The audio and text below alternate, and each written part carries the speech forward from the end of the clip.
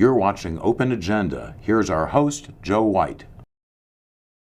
Welcome to Open Agenda. I'm your host, Joe White. In the studio with me today is Mr. Mike Goldberg from Delmar. Thank you for being here. Mr. Jim Atkins from Mardella. Thank you, gentlemen. Morning. So we had a great week last week as far as getting a chance to go around to different county parks, Conley Mill, the potential park there, Pemberton, Pirates Wharf, but also going down to the West Side Community Center for the Wetumpka Creek State Park Community Town Hall. Mike, you covered it. We were able to post the entire 1 hour presentation on PAC 14. I want to take a break, and I want to break this down into two segments. I want to talk about what is going on and maybe what we feel like needs to happen in order to address not just the concerns of Wetumpka Creek State Park, but also the concerns of the Sharps Point spoils and also Conley Mill, the potential for that spoil dumping site. All right. When we come back, we're going to talk about the Wetumpka Creek State Park presentation and our tour of the county last week. So stay with us. We'll be right back. Welcome back to Open Agenda. In the studio with me now is Mr. Mike Goldberg from Delmar. Thank you. Yes, sir. Mr. Jim Atkins from Mardella. Yes. So the three of us spent some time last week touring Conley Mill Park. Some of us even went to Pemberton Park and out to Pirates Wharf. But the main topic was the Wetumpka Creek State Park and the town hall style meeting they had with DNR, the Secretary of DNR. So good evening, everyone. I'm State Delegate Tom Hutchinson. Myself, State Delegate Chris Adams, and I represent you in the House of Delegates over here on the west side. Senator Johnny Mounts, District 37, is here tonight as well. We also have Senator Mary Beth Carosa from the other side of Wacomico County as well here tonight. We have Delegate Barry Beecham from District 38C here tonight. From the county side, we have Wacomico Council President John Cannon here. We have Councilman Jeff Merritt and Councilman James Wynn as well. And David Ennis is here. I'm so sorry. Thank you. Boy, this is great. Nice to see everybody coming out. I think transparency is really important. I know there's been a lot of questions, concerns, unknowns about the future of the Wetumpka Park coming here to the west side. So we've arranged this meeting. Delegate Adams and Senator Mounts and I, we had a meeting about a month ago with a smaller group to really get the questions out, and we thought it'd be great to have a community meeting here tonight. So, Mike, you were there. You filmed it. Who was not there? I mean, There was only one individual from the executive branch, the Director of Parks, Recreation, and Tourism, Steve Miller, but there was nobody from the executive's office. The executive herself did not attend. The director or assistant directors of administration, not there. Well, I was rather shocked by the fact that none of them bothered. Not only did they miss this town hall meeting, but the prior one held about a month or so ago, they weren't there for that either. Yeah. The Delegate Hutchinson had hosted just to kind of start gathering some of the questions and concerns. So you got a lot of the information. Approximately 210 acres of mature forest, 80 acres of non-tidal and tidal wetlands, 8,000 linear feet of frontage. All of this says to the Department of Natural Resources is that this is a really important property for clean water and for wildlife habitat. And this is also a property we're very interested in because it's already got protections on it, easement protection, critical area protection, so that we won't be impacting any of those or considering any type of development in that property. And I think that's one of the things that we wanted to discuss with you all tonight. Next slide, please. So just really quickly, map of the park. As you can see here, as you can see there, and then here is just another one with kind of existing land uses. So this is showing you where there's buildings, this is showing you where there's agricultural areas, forested areas, and marsh areas, as well as some of the incredible restoration and preservation work they've done on the property and the facilities there. And I think one of the things that we kind of joke about when we get new parks and new facilities is if somebody else buys that land and you have an issue with what they're doing, you guys kind of have to figure it out yourself. well, you can call any of the elected officials in this room, and I guarantee you I will hear from them, and we'll make sure that we fix any issues. So we have a high-level conceptual idea for this park that we wanted to share with you tonight, and really it's about passive recreation. This is not a park where we have intentions to do infrastructure development. This is a park where we are envisioning minimal kind of trail usage, walking, bird watching, those type of opportunities. We would also be making sure we're staying on top of any concerns for deer. We have archery programs on many of our properties, even in areas that are suburban and urban, so we can ensure that we're managing deer populations so they're not negatively impacting the surrounding landowners. We see this as an opportunity to potentially bring school children out to get a feel for it and to see it, understanding that the existing roadways and things are not conducive to bringing a lot of people. That's a good thing. We're not trying to build a very large park where we're driving thousands of visitors a year. What we are trying to do is create an incredible experience for the folks that come down here and want to go on the property.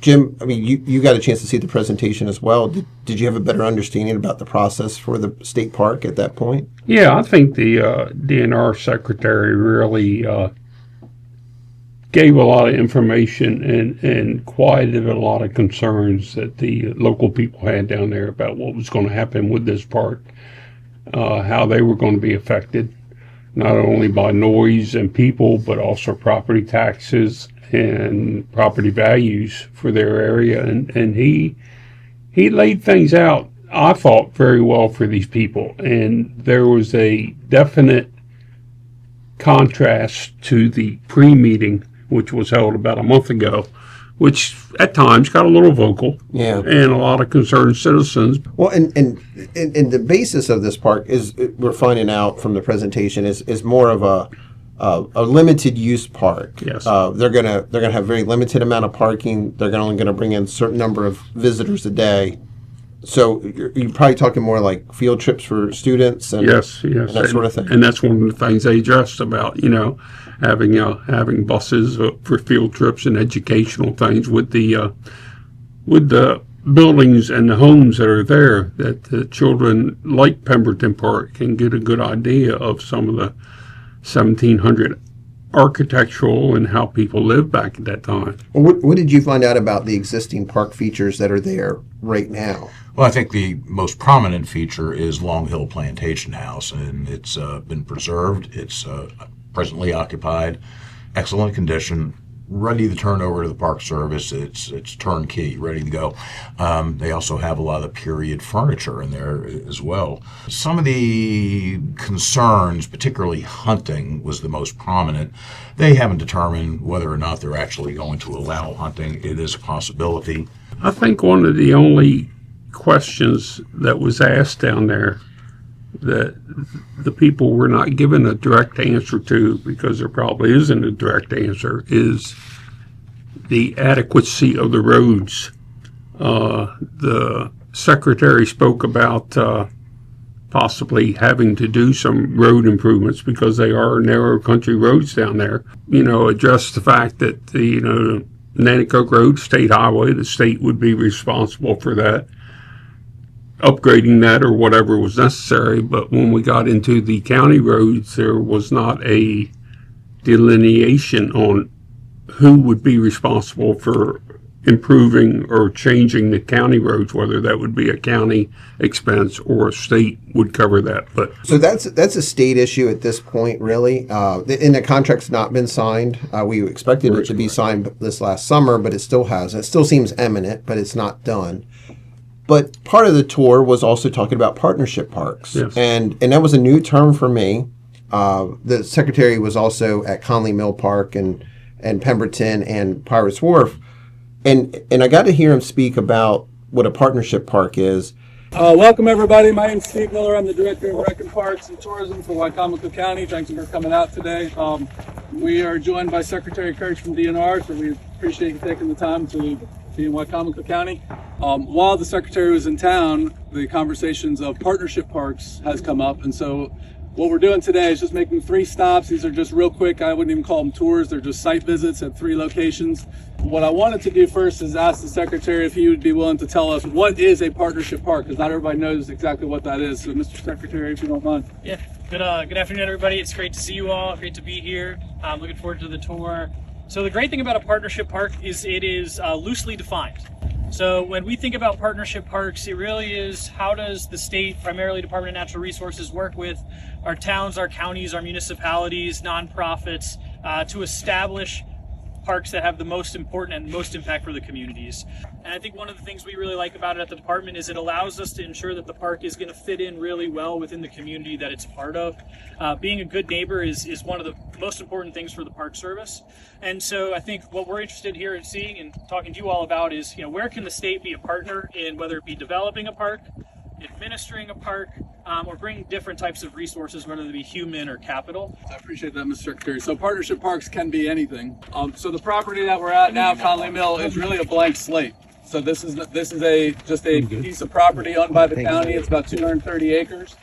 But it's a blank slate. It's not a park at this point. It's just a piece of property. Where we are is in the Conley Mill property. To your right, to your left are man-made. These ponds here, they're going to be about 15 to 20 acres. Right now, our public works team is digging dirt for the landfill. So these are man-made, these two here. And then to your south, one of a couple unique things about this property. So again, it's about 200 some acres.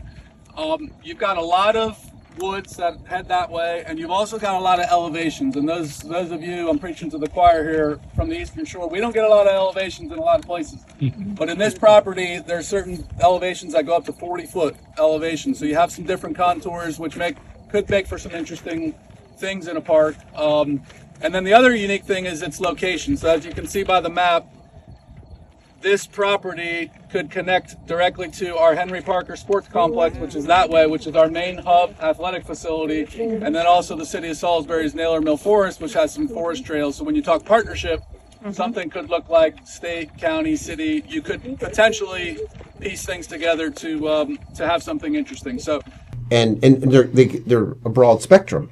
There's ones where the state's basically running it, and there's ones where they're just kind of helping to get things going. And the thought is that if Wetumpka Creek State Park is more of a passive use educational park, that maybe the state could step in and do a partnership park for something more for the residents here. When we were at the Conley Mill, it was my first chance to actually be on that property. It just seems like it has such a great, it's a blank slate. I mean, oh, yes. It seems like Conley Mill is on the bottom of the possibilities due to all the soil being taken out of there for the landfill, county looking at possibly taking dredging material over there and dumping it and making a statement that there's 30 years of capacity over there. Well, you can't build a park if you're got 30 years of capacity of work to do over there. And it's going to be very difficult for a park and the potential industrial operations, not just the mining, but if they are going to be using it as a deposition site for the Wicomico River dredge spoil and the forest slash that's stored at the landfill. It's going to take a lot of processing, a lot of heavy equipment, a lot of noise, a lot of activity. So I am hopeful that they will get this issue worked out with the dredge. And at the end of the day, you're talking about carbon credits and saving the environment by doing that. But just anecdotally, without getting buried in the numbers, I mean, thinking about having all these diesel-powered dump trucks on the road, moving this material around, how much could we possibly save? I think that is a bait and switch, to tell the truth. Yes. The amount of carbon that will be generated by 27,000 or more truckloads, which is what we've calculated to move the volume of dredge spoil that exists at Sharps Point, that's going to put out one heck of a lot more carbon than forest slash tree decomposing trees decomposing naturally. So I'm very concerned when members of the administration put out that kind of information, because on the surface it's absurd. I'm in the process of actually doing some calculations on that, which we'll share on another show. So in attendance for these meetings, again, we had council members like Councilman James Wynn was there, President John Cannon, Vice President Merritt. We still didn't see the county executive there. And whether you live in Shadow Hills or you live out at Pemberton or Pirates Wharf or down at the west side, the community has said that these are important decisions, and yet we don't see that interaction, and we definitely don't have a public meeting with our county executive. Well, there's a lot of history with the county executive not showing up for important things, such as the work session for the landfill crisis, not there. We have this meeting about Wetumpka, not there. About the possible partnership parks, not there for that. The executive was also absent for, as we mentioned earlier, for the earlier town meeting about Wetumpka. She just doesn't seem to want to show up. If I don't think she wants to answer hard questions. She's not going to put herself in that position. So when it comes to transparency, one thing we heard on April 15th of this year was that 100,000 cubic yards of material had to be out of Sharps Point by October 1st. Or we were likely to be skipped on the dredging of the Wicomico River. We have a council meeting set up for Tuesday, October 6th. Jim, are you interested to hear a progress report on how we're doing? Yeah, I'm hoping to hear one. I'm hoping to hear one on what progress they've made, because my understanding is it's not complete, and we are filming on the 30th of September, so tomorrow is October 1st. The deadline imposed by the Army Corps of Engineers. We are required by the Army Corps of Engineers to get 100,000 cubic yards out of Sharps Point by October 1st of 2025 if we want to stay in rotation to maintain our dredging on the Wicomico. So if we want to maintain our place in line and keep the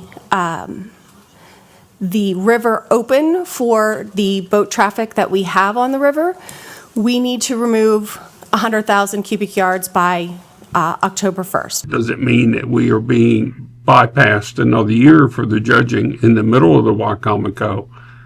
There's no answers, but this all started with coming to the county in April, as you said, needing $2.3 million immediately The next day. to get this done, Yes. so that we weren't skipped. So let's find out where we're at and what happened. Well, and then you got to remember that was the 2.3 million that was needed that day. Yes. And then when we went through the capital budget, Gave them another 7.5. $7.5 million. Yeah. So, and you've done a lot of the calculations. You came up with $10 to $12 million by their own numbers. We're probably headed towards that higher end number. 12, yeah. But more importantly, these are decisions that were brought to the county council last minute. They were asked to make decisions on large sums of money. There has to be a level of accountability to make sure the work's done on time, right? Well, and it's just like with all the other past decisions that are brought to the council and they need an immediate answer, they paint the bleak picture of, if you don't agree with us on this, this is what's going to happen. Yeah. If you don't agree to give us $2.3 million and we can't move the dredge material, the Army Corps of Engineers is going to skip us for another year, and we're in trouble. The executive has been in office for 3 years, and our river has not been dredged one time. No. Not one section of the three, not one time in her entire time in office. But she's known that this has to be done. Now, prior administrations, preceding the current county executive, have been pretty lax on this as well. Shame on them. But the current county executive, she's been in office for almost 3 years at this point, and this has not been a high priority until a crisis is on the immediate horizon, and that's unforgivable. There's one other aspect of this that has really bothered me since that April 15th meeting. One, that was kind of a surprise resolution that he was even brought, but there was $1.2 million already set aside in the last 4 years for the public works to move spoils out of Sharps Point, obviously at a slower pace than what we're doing with $2.3 million in 6 months.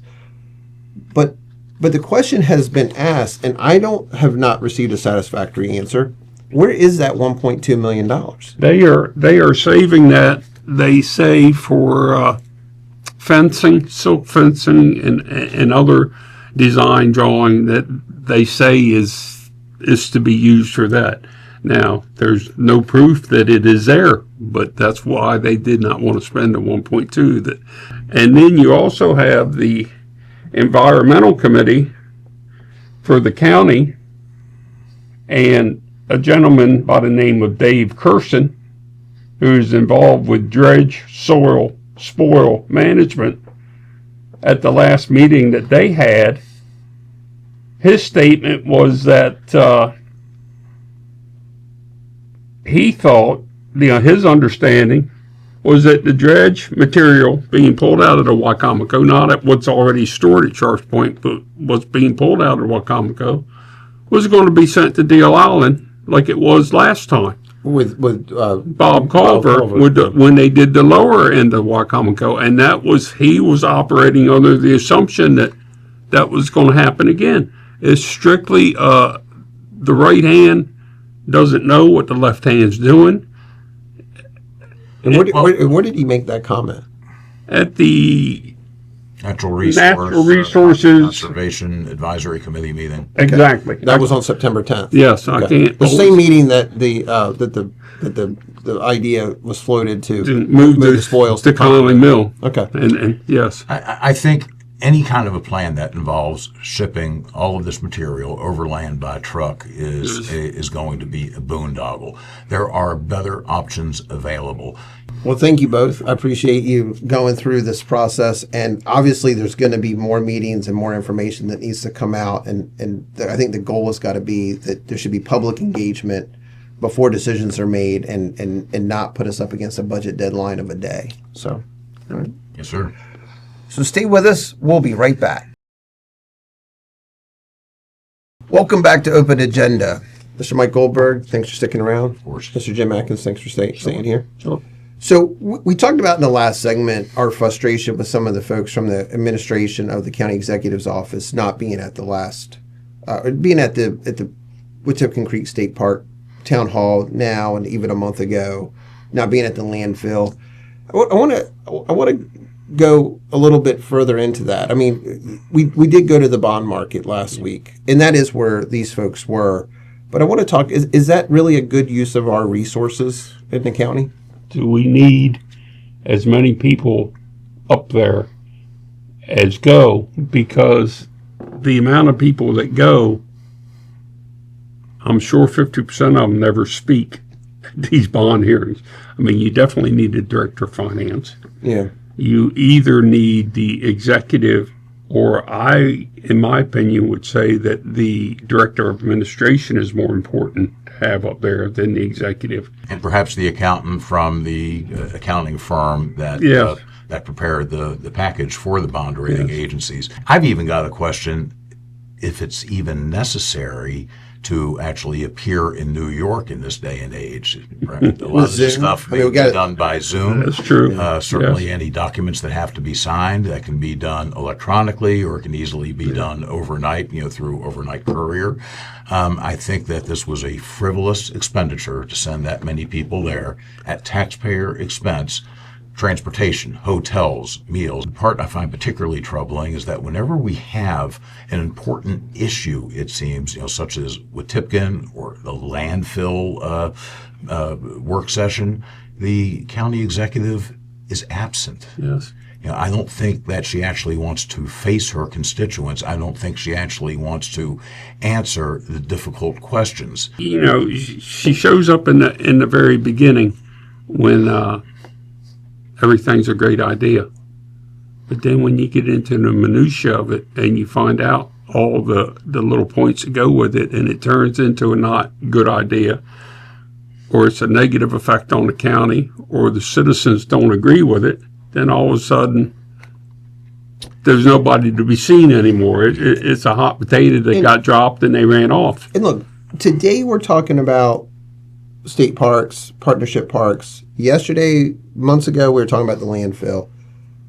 In October, we're going to be talking about the 287G MOU. And she just came out with an interview in a big paper stating that ultimately the county council is going to make this decision. Yeah. this really just seems like a political chess move to get them on the hook to make an unpopular call. They haven't been part of this process at all. No question in my mind. They were not part of the process, and now suddenly she's going to force them into making the decision. She's already made the decision, but she's going to let the council be the fall guy. And it doesn't matter what decision you make for or against 287G. About half the people in this county are for it, about half are against. You're going to make at least one significant group of people in this county pretty darn angry, no matter what you decide. We saw this maneuver verbatim with the Ross tax credit. The Ross tax credit, they missed the deadline. They did, for whatever reason. And then when it got decided to go ahead and still let them have the Horizon tax credit to the tune of millions of dollars. This is not a small amount of money. She came out and said that she didn't even have to sign it. I have her signature on the resolution. She signed it. This was something that it was really her decision to make. At the end of the day, she could have vetoed it. And they didn't have the votes in the county council to override the veto. It passed 4-3. These type of maneuvers just erode the public trust. I was misquoted at the last council meeting, and we did a show on me being misquoted. I got lunch out of it. And you got lunch about me banning chickens. So I want to just touch on real quickly something on the article that the interview she did on Friday with a major newspaper.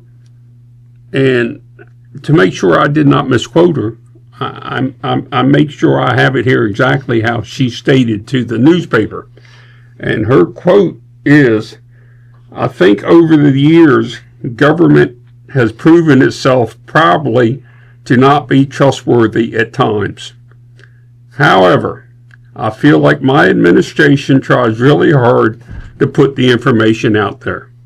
End of quote.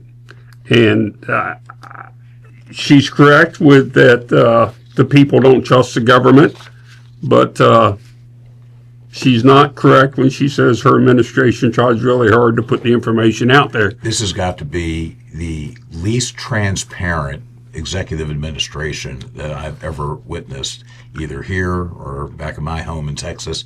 I've never seen anything like this. Everything that can possibly be done behind the veil of a curtain, that's how it's done. Well, the stand that she will make on this ICE agreement and saying it's the council's determination on whether or not we have one is that it's going to be an MOU for 365 days or longer. And the council has to prove it if it's 365 days or longer. Where in the past she has done a 364-day to avoid the council's to avoid the council. And all of this may be moot come next spring when the General Assembly meets, because the Maryland General Assembly is very likely to pass a state law saying that these MOUs are not even going to be allowed, and the ones that are going to have to be dissolved. Yeah. So I really believe this is just all about a political victory, and really a shallow one at best. And then we're still not even having the right conversation about whether or not there's merit to 287G. Because even amongst every contributor to the show and every guest we have on the show, we don't agree. But we are able to have a public discourse. Well, I would go one step further, and I don't want to appear as I'm tooting Open Agenda's horn. But I think anybody who's watched Open Agenda has learned more about the 287Gs and the possible ICE agreements than they've gotten from any other information from any politician, sheriff. I'm hoping that the county council will not take the bait on this and tell the executive, you have claimed to be the leader of this county. You make a decision, and then we will either endorse your decision to go with 287G or we will not go with it. But let her make the decision first, because the fact is the ball is in her court. Well, it's been touted that there's going to be a work session on October 6th, which is the Tuesday meeting coming up. And let's see if it actually gets on the agenda, and we'll keep everybody posted. So, thanks for watching this episode of Open Agenda. We'll be back later this week with another new episode.